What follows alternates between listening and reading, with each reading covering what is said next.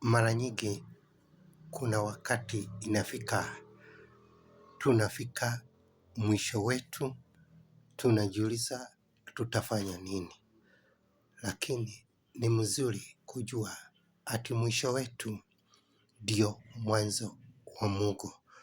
Kuna mahali umeendelea ukaona sasa hujui kama uende mbele au uende nyuma.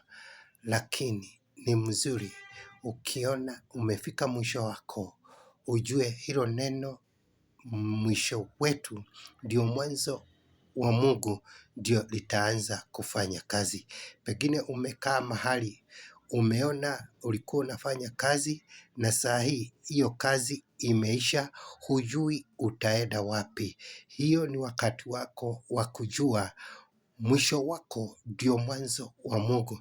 Na pengine baada ya mwanzo wa Mungu utapata kazi mzuri kuliko ile ulikuwa nayo.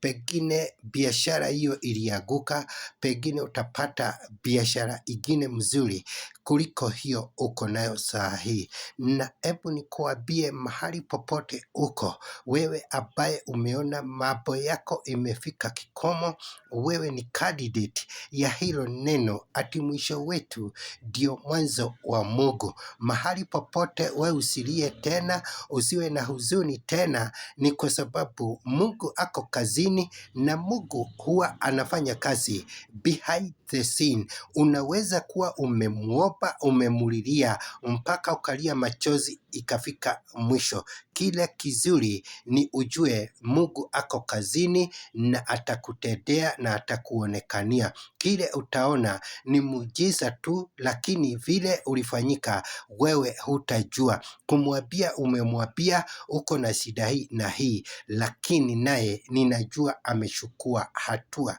Kuna wakati huko Cana of Galilee kulikuwa na harusi na Yesu Kristo alikuwa kwa hiyo harusi, wanafunzi walikuwa kwa hiyo harusi na mama ya Yesu Kristo pia alikuwa kwa hiyo harusi.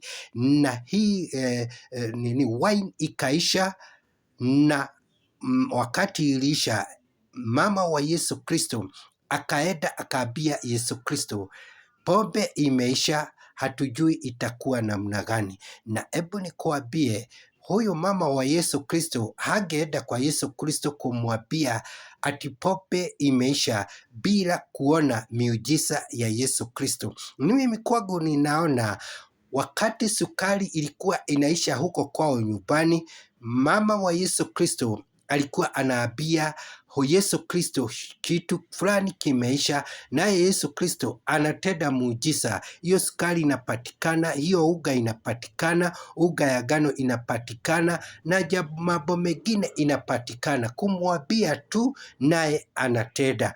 Hebu nikuambie ndio sababu alipata nguvu ya kumwambia hata hapa wine imeisha, tenda kitu kama vile huwa unatenda huko nyumbani, ndivyo hawa watu wasiwe embarrassed. Na hapo Yesu Kristo akaambia mama yake, sasa wewe mama, ni mimi na nini tuko na wewe, na wakati wangu hujafika. Lakini naye mama akaenda akaambia wafanyakazi kile atawaambia fanyeni. Na Yesu Kristo akawaambia, jazeni hiyo mitungi yote maji, alafu mshote ya kwanza na mpelekee MC, na kutoka hapo wine ikapatikana.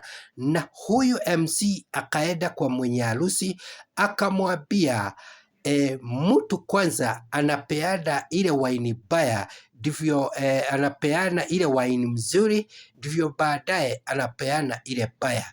Lakini wewe ulianza kupeana ile baya, mwisho ndio ukatoa ile mzuri.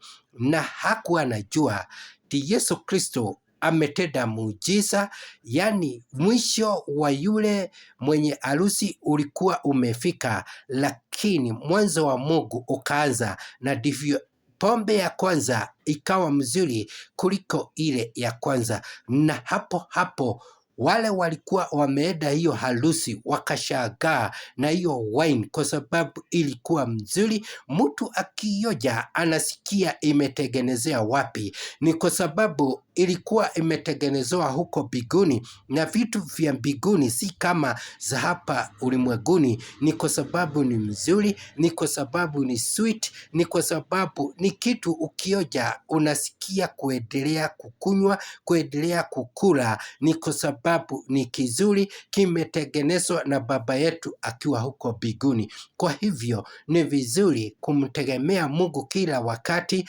Ati ukiona umefika mwisho useme hiyo sio mwisho wako. Ni kwa sababu Mungu huo ndio mwanzo wake, na atakutendea na atakutana na haja zako. Kwa hivyo mahali popote huko, ukiwa umefika mwisho wako, ujue huo ndio mwanzo wa Mungu, na Mungu atatenda na maisha yako itakuwa mazuri kuliko hapo mbeleni. Barikiwa na Mungu akuonekanie na akuinue, na ainue biashara yako na ainue hiyo kazi unafanya. Asanteni sana kwa sababu ya kusikiliza hii video, na muendelee kunilike, muendelee kunifollow na muendelee kunisubscribe, na Mungu atawabariki. Asanteni sana.